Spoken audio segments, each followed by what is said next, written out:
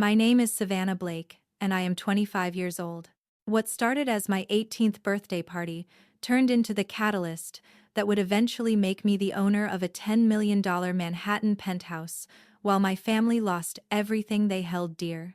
That night, when my parents transformed my celebration into my sister's engagement party without warning, I walked out thinking I had lost my family forever. I had no idea that their betrayal would ultimately become the foundation of my greatest triumph and their complete downfall. But before we dive into how justice was served on the most epic scale imaginable, let me ask you something that connects us all. Where are you watching this from right now? Whether you are tuning in from your hometown, your dorm room, or even another country entirely, I want to hear from you in the comments below. Hit that like button if you have ever felt overlooked by your own family, and do not forget to subscribe because this story of family revenge is going to take some seriously unexpected turns that will leave you questioning everything you thought you knew about loyalty and blood relations. The betrayal began on what should have been the most important day of my teenage life. I had spent weeks planning my 18th birthday celebration with my parents, Margaret and David Blake. We had discussed every detail from the guest list to the decorations, and I was especially excited because this party would mark my official entry into adulthood. My younger sister Chelsea, who was 16 at the time, had been acting strangely secretive for weeks, but I attributed it to typical teenage moodiness. The morning of my birthday started perfectly.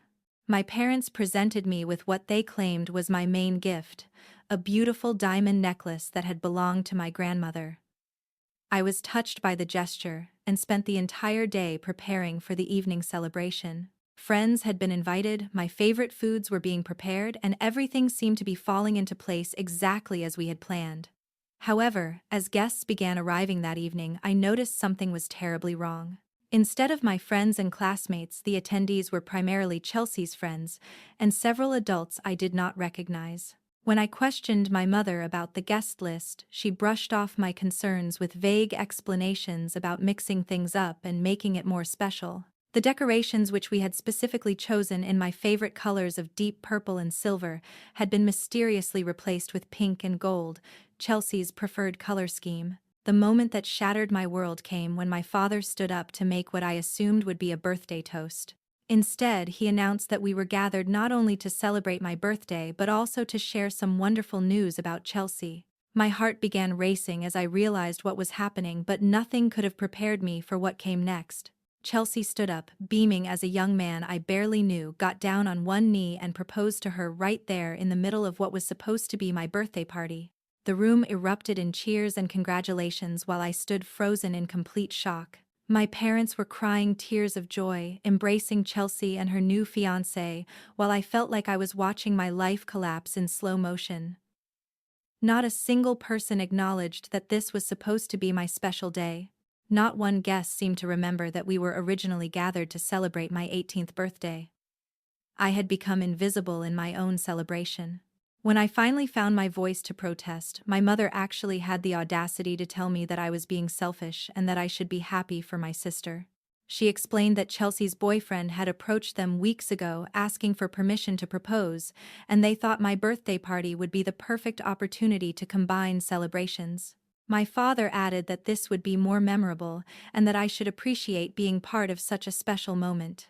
The final blow came when I discovered that the diamond necklace they had given me that morning, my grandmother's necklace that was supposed to be my inheritance, had actually been intended as an engagement gift for Chelsea. They had given it to me by mistake in their excitement about the proposal. My mother casually took it off my neck and handed it to Chelsea, explaining that it would be more appropriate for the bride-to-be to wear the family heirloom. I stood there watching my sister put on what should have been mine, while our guests toasted her engagement with the cake that had originally been ordered for my birthday. The betrayal was so complete and so calculated that I could barely process what was happening. This was not a spontaneous decision or a simple oversight. My parents had deliberately orchestrated the theft of my birthday to create a perfect moment for Chelsea. That night, as I packed my belongings while my family continued celebrating downstairs, I made a decision that would change everything. I was not just leaving the party, I was leaving them behind completely. I had been accepted to Columbia University with a full scholarship, and I decided that I would cut all contact with my family and build a life entirely on my own terms. But as I was gathering my things, I discovered something that would prove to be far more significant than I realized at the time. Hidden in my father's desk, which I was checking for any important documents that belonged to me, I found a folder containing financial records that revealed the true scope of my parents' deception. The money they had been telling me was being saved for my college expenses had been secretly transferred into an account for Chelsea's wedding fund. They had been planning this betrayal for months. More shocking was the discovery of documents related to a trust fund that my grandmother had established specifically for me. According to the papers I found, I was supposed to gain access to this trust on my 18th birthday, but my parents had been managing it and had apparently been using the funds for their own purposes. The trust was worth significantly more than I had ever imagined, and I realized that my parents' dismissal of my birthday was not just emotional cruelty. It was part of a larger financial deception.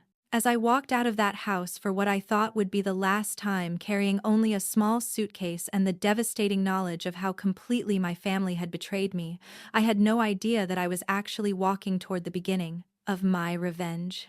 The trust fund documents I had discovered would become the foundation for everything that followed, and my parents had unknowingly provided me with the exact evidence I would need to destroy them. The first few months after leaving home were the darkest of my life, but they also forged me into someone completely different. I threw myself into my studies at Columbia with an intensity that surprised even me, channeling my rage and hurt into academic excellence. While my classmates were enjoying typical college experiences, I was spending every free moment in the library, determined to build a future that would prove I never needed my family at all. However, the discovery of those trust fund documents continued to haunt me. I knew that what my parents had done was not just morally wrong, it was likely illegal. After months of internal debate, I decided to consult with a lawyer to understand my options. I found a small legal aid clinic that helped students with family law issues, and that consultation changed the trajectory of my entire life. The attorney I met with, Sarah Martinez, was a sharp woman in her 40s who specialized in trust and estate law. When I showed her the documents I had taken from my father's desk, her expression grew increasingly grave. She explained that my parents, as trustees of my grandmother's trust, had a fiduciary duty to manage the funds solely for my benefit. Any use of those funds for other purposes, including Chelsea's wedding or their own expenses, constituted a serious breach of their legal obligations. Sarah offered to take my case on a contingency basis, meaning I would not have to pay legal fees unless we recovered money from my parents. She was confident that we had grounds for a substantial lawsuit, but she warned me that pursuing legal action would likely destroy any remaining relationship with my family permanently. I did not hesitate for even a moment. That relationship had been destroyed the moment they stole my birthday and my inheritance. As we began building the case, Sarah and I discovered that the scope of my parents' financial misconduct was far worse than I had initially realized. They had not only been using my trust fund inappropriately, but they had also been systematically draining other accounts that my grandmother had established. The total amount they had misappropriated was approaching $500,000, money that should have been growing in investments for my future. During this period, I maintained complete radio silence with my family. They made several attempts to contact me during my first semester, initially acting as though nothing significant had happened. My mother left voicemails asking when I was coming home for Thanksgiving, completely ignoring the fact that they had fundamentally betrayed me. When I did not respond, their tone shifted to annoyance and then to anger. Chelsea, emboldened by what she perceived as my abandonment of the family, began posting constantly on social media about her elaborate wedding preparations. She flaunted the diamond necklace that should have been mine, and shared photos of herself trying on expensive wedding dresses. What she did not know was that every post she made was providing evidence for my legal case, documenting how my inheritance was being used to fund her fairy tale wedding. My parents' behavior during this time revealed their true character in ways that made me grateful I had discovered their nature early. Instead of attempting to make amends or even acknowledging that they had hurt me, they began telling extended family members that I was being dramatic and ungrateful. They painted themselves as the victims of my supposed selfishness, claiming that I had abandoned them simply because I could not handle sharing a celebration with my sister. This narrative might have been believable if not for the fact that several family members began reaching out to me independently, confused by my parents' version of events. My Aunt Rebecca, my father's sister, called me directly after hearing their story because something about it did not make sense to her. When I told her the truth about what had happened, including the financial discoveries I had made, she was horrified. Aunt Rebecca revealed information that added another layer to my understanding of my parents' motivations.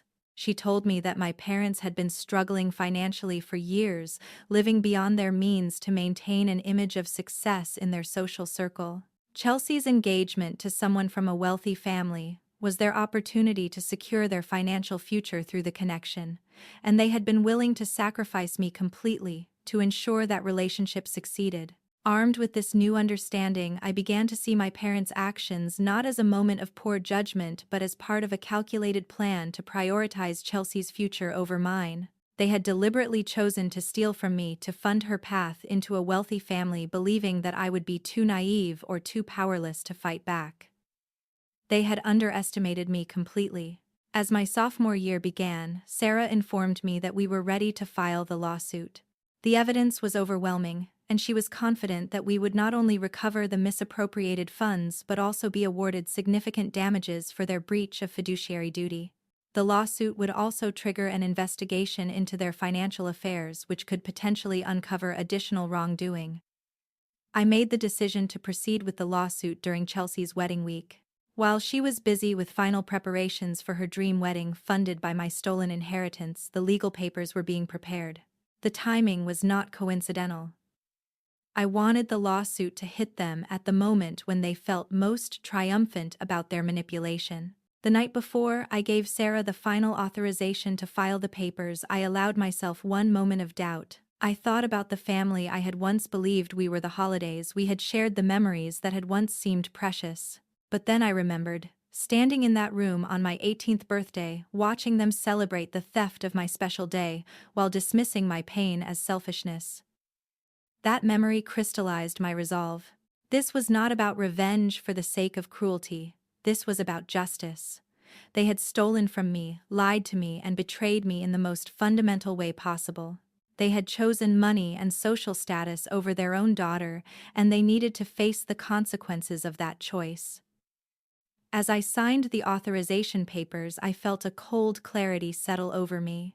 I was no longer the naive 18-year-old who had walked out of that birthday party in tears. I had become someone who understood that family loyalty was earned, not inherited, and that sometimes the people who hurt you most are the ones who should have protected you. The lawsuit hit my family like a tsunami on what should have been the happiest week of their lives. Sarah filed the papers on the Tuesday before Chelsea's Saturday wedding, ensuring that my parents would receive official notification just as they were finalizing the most expensive celebration they had ever hosted.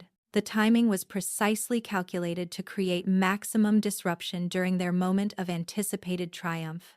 My father called me within hours of being served with the legal papers, his voice shaking with a combination of rage and panic that I had never heard before. He demanded to know how I could be so vindictive as to attack the family during Chelsea's wedding week. The irony of his accusation was not lost on me. He was calling me vindictive for seeking justice after they had systematically stolen from me for months. During that phone call, my father revealed more about their true motivations than he probably intended. In his desperation to convince me to drop the lawsuit, he admitted that Chelsea's future in-laws had been pressuring them to demonstrate their financial stability. The elaborate wedding was not just about celebrating love. It was a performance designed to prove that the Blake family was worthy of joining their wealthy social circle. He begged me to understand that everything they had done was for the family's future and that Chelsea's marriage would benefit all of us in the long run. The casual way he discussed sacrificing my inheritance for their social climbing ambitions confirmed everything I had suspected about their priorities. I was not their daughter. I was a resource to be exploited for Chelsea's advancement. When I refused to drop the lawsuit, my father's tone shifted to threats. He warned me that pursuing legal action would make me an enemy of the family, and that I would be cut off permanently from everyone I had ever known. What he did not realize was that this threat actually strengthened my resolve. If maintaining relationships with people who would steal from me required me to accept their abuse silently, then those relationships were worthless anyway. My mother's approach was different but equally revealing.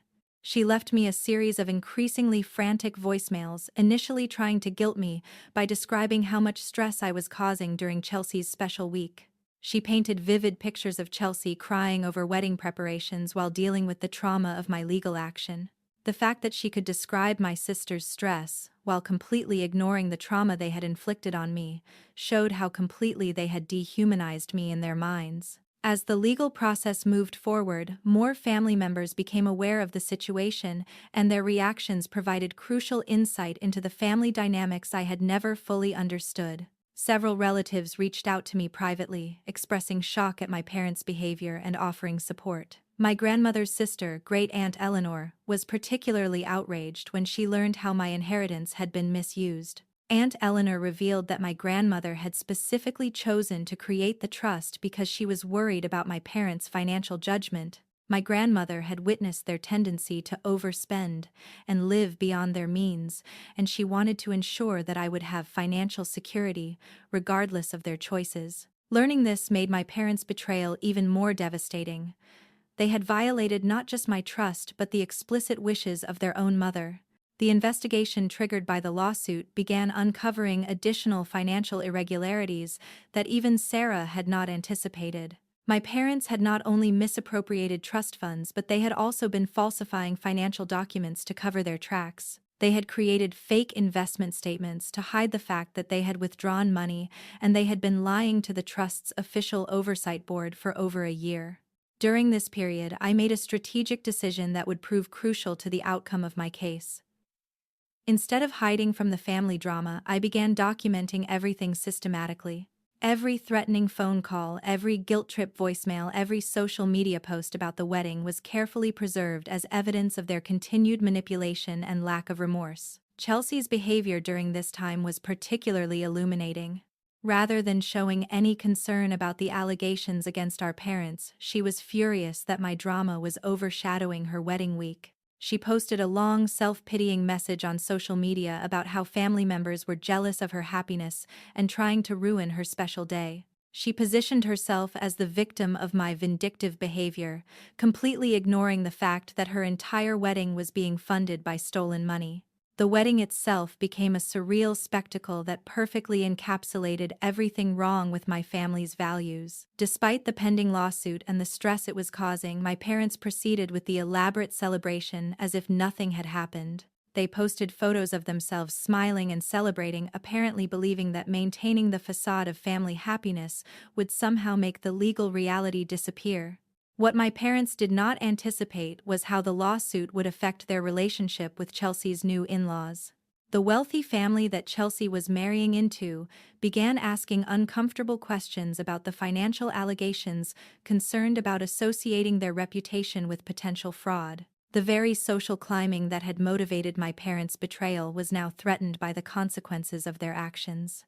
Sarah informed me that my parents had hired an expensive attorney to fight the lawsuit, which was ironically causing them even more financial stress. They were now paying legal fees to defend against charges of financial misconduct, while simultaneously trying to maintain the lifestyle they had built on borrowed money and stolen funds. The pressure was mounting from multiple directions.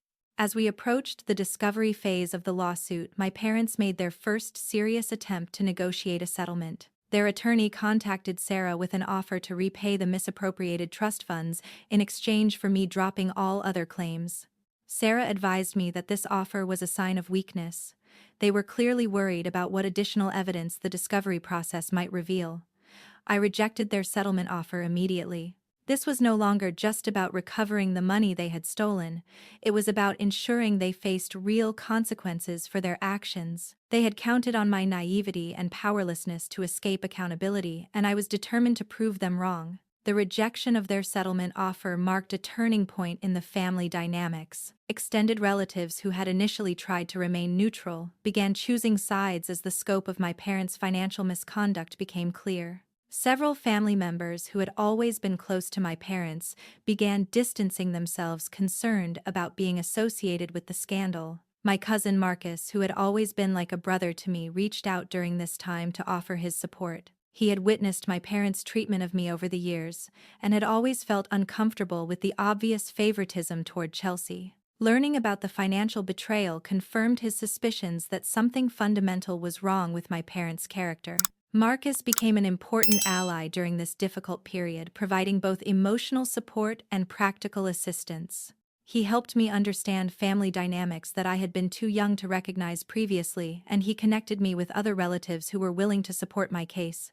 Having family members who validated my experience was crucial to maintaining my resolve as the legal battle intensified. As winter break approached during my sophomore year, the contrast between my life and my family's situation had become stark. While they were dealing with mounting legal pressure, financial stress, and social embarrassment, I was thriving academically and building genuine relationships with people who valued me for who I was, rather than what I could provide for them. The knowledge that justice was slowly but inevitably approaching gave me a sense of peace that I had not felt since that devastating 18th birthday. I was no longer the powerless teenager who had walked away in tears.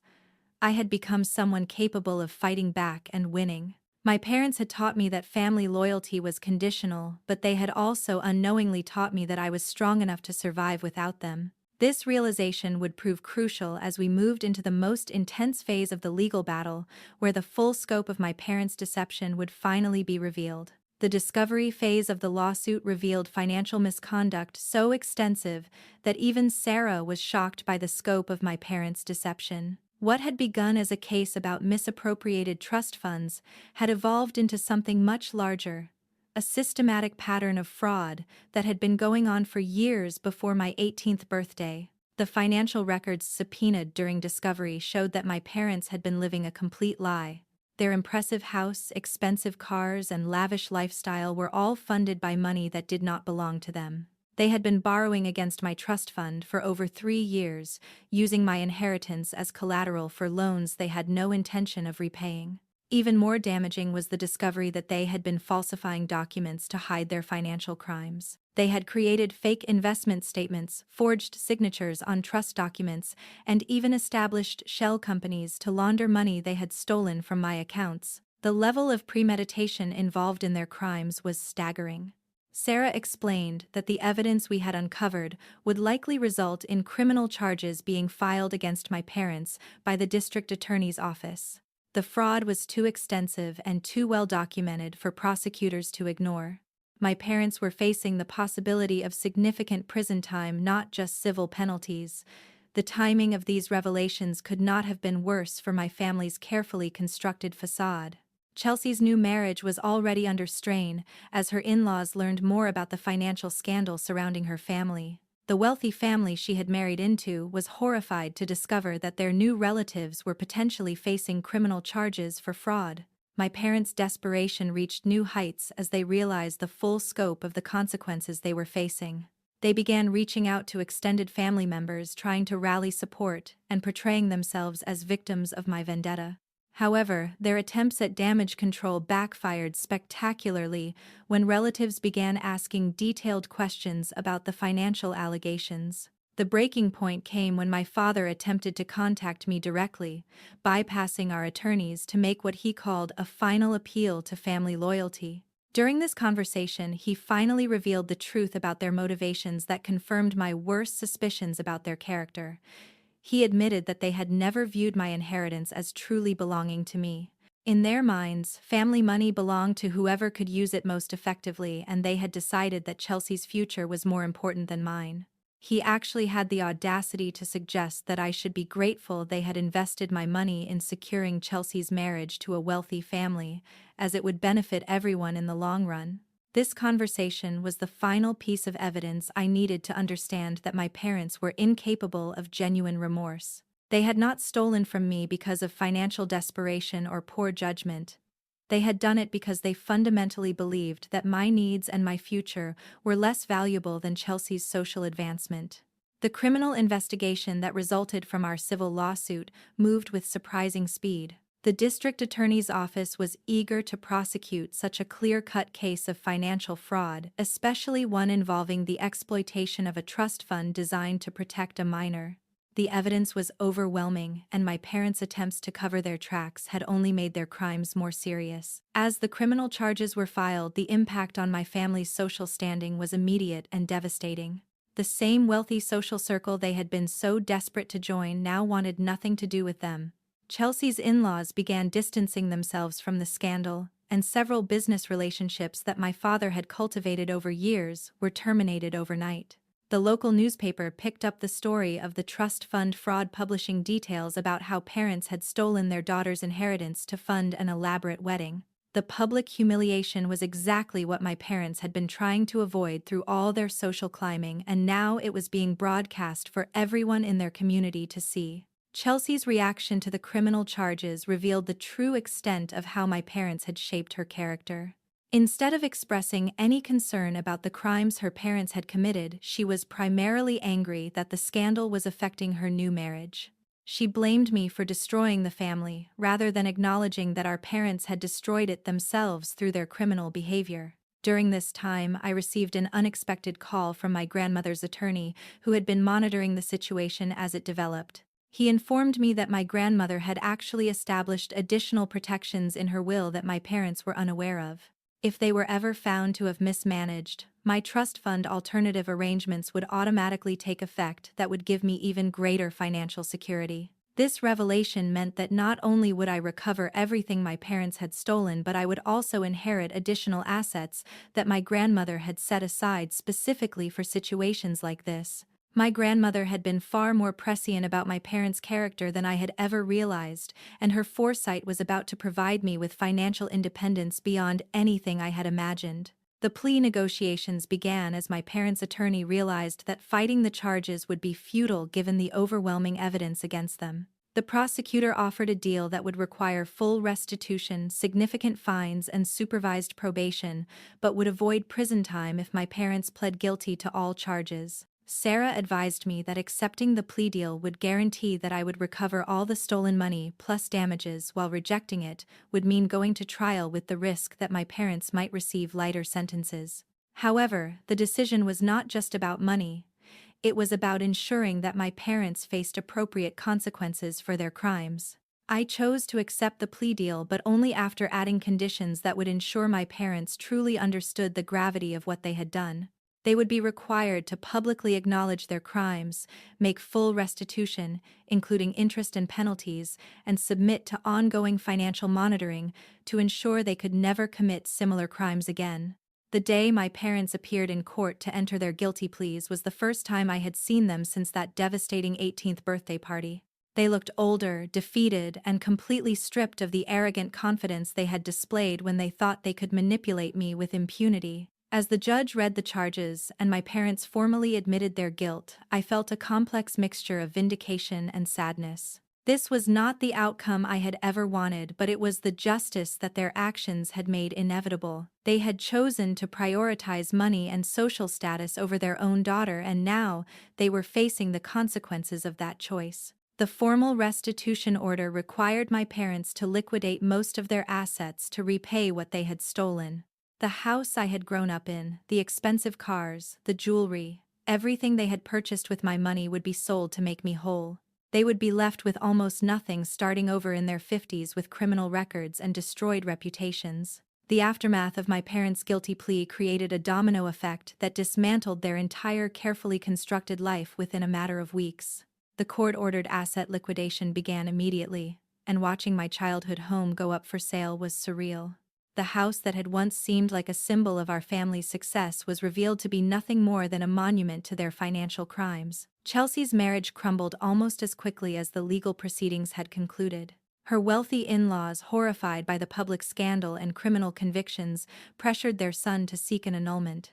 The fairy tale wedding that my parents had sacrificed everything to fund lasted less than 6 months before Chelsea found herself divorced, humiliated, and associated with a family name that had become synonymous with fraud in their social circle. The irony was not lost on me that the very marriage my parents had prioritized over my well-being had ultimately failed because of the criminal methods they had used to fund it. Chelsea's husband and his family could not tolerate being connected to convicted fraudsters, regardless of how elaborate the wedding had been or how beautiful my grandmother's stolen necklace looked on her. During this period, I maintained my policy of no contact with my immediate family, but information about their situation reached me through relatives who remained in touch with both sides of the conflict. The reports painted a picture of complete financial and social collapse that was both satisfying and somewhat tragic to witness from a distance. My father, who had once prided himself on his business acumen and social connections, found himself unemployable in his previous industry. Word of his criminal conviction had spread throughout his professional network, and companies were unwilling to hire someone who had been caught embezzling from his own daughter's trust fund. The reputation he had spent decades building was destroyed overnight. My mother's situation was equally devastating. The social circle she had worked so hard to infiltrate completely ostracized her after the criminal charges became public. The women who had once envied her lifestyle and her daughter's advantageous marriage now whispered about her behind her back and excluded her from every social gathering she had once considered essential to her identity. The financial restitution process was thorough and humiliating for my parents. Every asset they had acquired using my stolen money was cataloged, appraised, and sold. The proceeds went directly into an account managed by the court to ensure full repayment of what they owed me. They were left with only the most basic necessities, forced to rent a small apartment and drive used cars while under ongoing financial supervision. Meanwhile, the additional inheritance protections that my grandmother had established were activated by my parents' criminal convictions. I found myself not only made whole from their theft but also significantly wealthier than I had ever imagined possible. My grandmother's foresight in protecting me from my parents' potential misconduct had created a financial foundation that would secure my future permanently. The transition from struggling college student to wealthy young woman was overwhelming, but I was determined to use my newfound resources wisely. I hired my own financial advisors separate from any family connections and began investing in my education and future, rather than the conspicuous consumption that had characterized my parents' approach to money. Sarah, who had become both my attorney and my mentor throughout this process, helped me understand the broader implications of what had happened. She explained that cases like mine were more common than most people realized, family members exploiting trust funds and inheritances for their own benefit, counting on shame and family loyalty to prevent their victims from seeking justice. The media attention surrounding my case had created opportunities for me to speak about financial abuse within families, and I began receiving invitations to share my story at conferences and educational events. The idea that I could help other people recognize and respond to similar situations gave my experience a purpose beyond personal vindication. Chelsea made several attempts to contact me during this period as her own life fell apart, and she realized that burning bridges with me had left her completely isolated. Her voicemails revealed someone who was finally beginning to understand that our parents had manipulated her just as much as they had betrayed me, albeit in different ways. In her messages, Chelsea acknowledged that she was starting to see how our parents had used her as a weapon against me, encouraging her sense of entitlement and superiority to justify their theft of my inheritance. She admitted that she had never questioned why she deserved more than I did, and that our parents had deliberately fostered sibling rivalry to prevent us from uniting against their manipulation. However, I was not ready to forgive or reconnect with Chelsea. While I could understand that she had also been a victim of our parents' manipulation, she had actively participated in my humiliation and had shown no empathy for my situation until her own life began falling apart. Her apologies felt motivated more by her current desperation than by genuine remorse for her past behavior. The extended family dynamics shifted dramatically as relatives processed what had really happened. Several family members who had initially been skeptical of my claims reached out to apologize for doubting me and to express their horror at my parents' actions. Others, who had always sensed something troubling about my parents' favoritism toward Chelsea, felt validated in their earlier concerns. Aunt Rebecca became a crucial source of support during this period, helping me navigate the complex emotions of watching my family implode while simultaneously feeling vindicated by their downfall.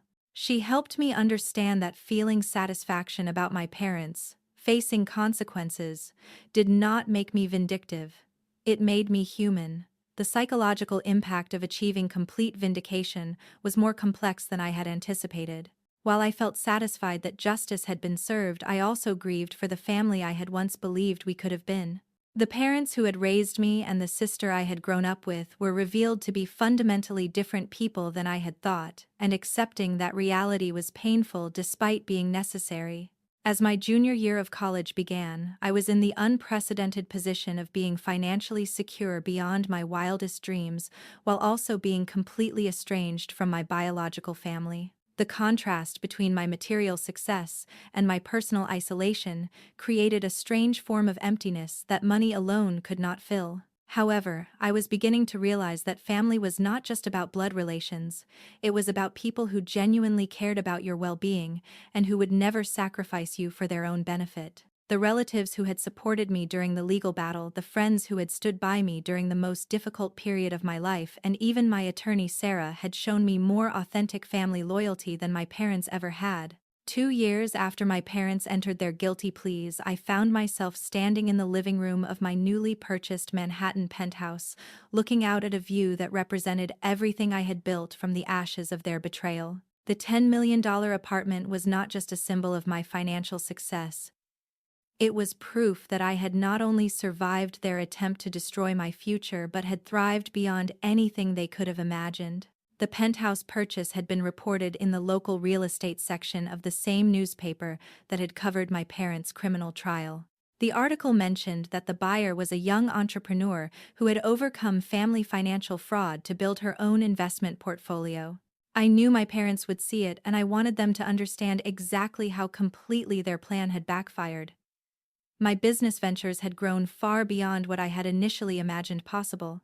Using the financial foundation provided by my recovered inheritance and my grandmother's additional bequests, I had invested in several successful startups and had even launched my own consulting firm that helped families protect their assets from internal fraud. My personal experience had become professional expertise that was helping others avoid the betrayal I had endured. The irony was not lost on me that my parents' crime had ultimately provided me with the knowledge and motivation to build a career around preventing exactly the type of abuse they had inflicted on me. Their betrayal had hurt me deeply, but it had also given me unique insights that were now benefiting other families facing similar situations. Sarah had become more than just my attorney during this journey. She had become a mentor and a friend who represented the type of family loyalty I had never experienced from my biological relatives. When I hired her firm to handle my business legal needs, she joked that my parents had unknowingly given me the greatest gift of my life by forcing me to become independent and self-reliant. The relationships I had built during my college years had also evolved into something resembling a chosen family. My roommate Marcus, who had supported me through the darkest period of the legal battle, had become like a brother to me. Unlike the sibling relationship I had experienced with Chelsea, which was built on competition and favoritism, my friendship with Marcus was based on mutual respect and genuine affection. Aunt Rebecca remained a constant source of wisdom and support, helping me process the complex emotions that came with achieving such complete vindication against my parents. She helped me understand that forgiveness did not require reconciliation, and that I could let go of my anger without welcoming my parents back into my life. The financial supervision that my parents remained under as part of their plea agreement provided me with regular updates on their situation, though I rarely chose to review the reports. I knew that they were still struggling financially, living in circumstances far different from the wealthy lifestyle they had tried to maintain through fraud. Their reputations remained destroyed, and neither had been able to rebuild their professional careers. Chelsea had reached out several more times over the years, and her tone had gradually shifted from desperation to what seemed like genuine remorse. In her most recent communication, she had acknowledged that our parents had damaged both of us through their manipulation, and she expressed a desire to build a relationship based on honesty rather than the competitive dynamic our parents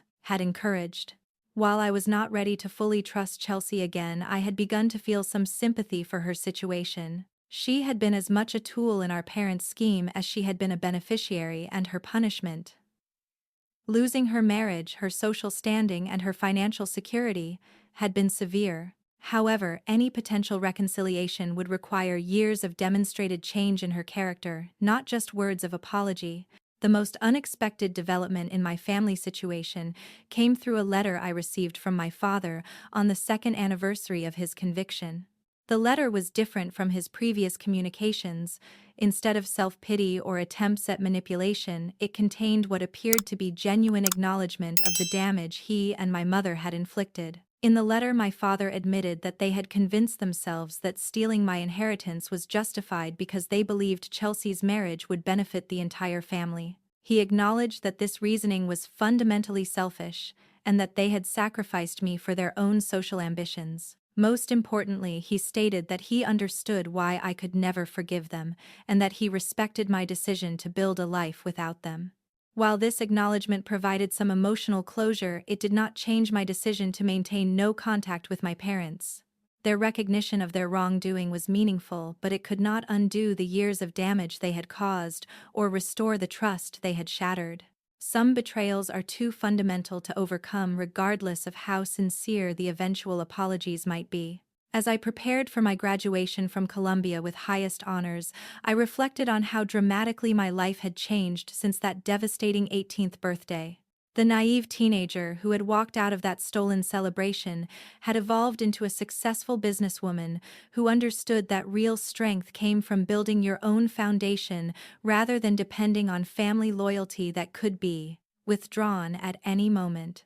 The graduation ceremony was attended by my chosen family: Aunt Rebecca, Marcus, Sarah, and several close friends who had supported me throughout my college years. The absence of my parents and Chelsea was noticeable but not painful.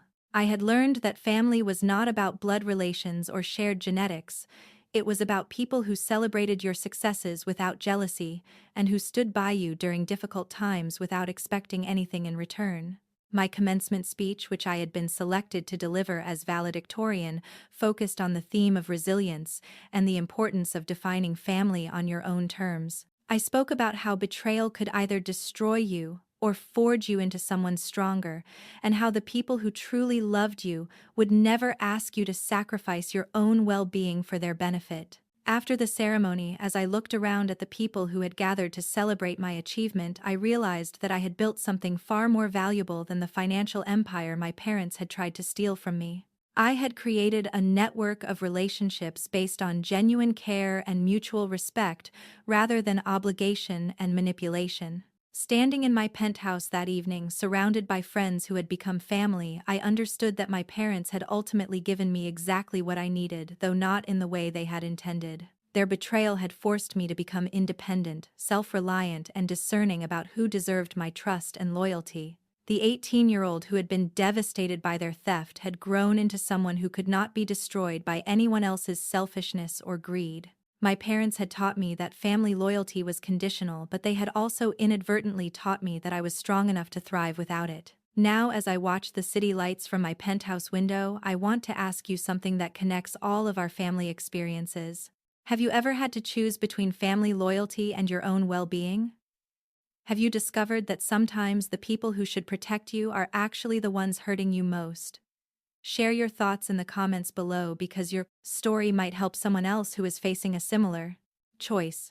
Hit that like button if this story resonated with your own experiences with family dynamics, and subscribe for more stories about finding strength in unexpected places. Do not forget to share this video with anyone who might need to hear that they deserve better than conditional love based on what they can provide for others. Thank you for joining me on this journey from betrayal to triumph. Remember that real family is not about blood. It is about the people who choose to love and support you without expecting you to sacrifice yourself for their benefit. Sometimes, the greatest gift toxic family members can give you is showing you exactly who they really are, so you can choose to build something better with people who actually deserve your trust and loyalty.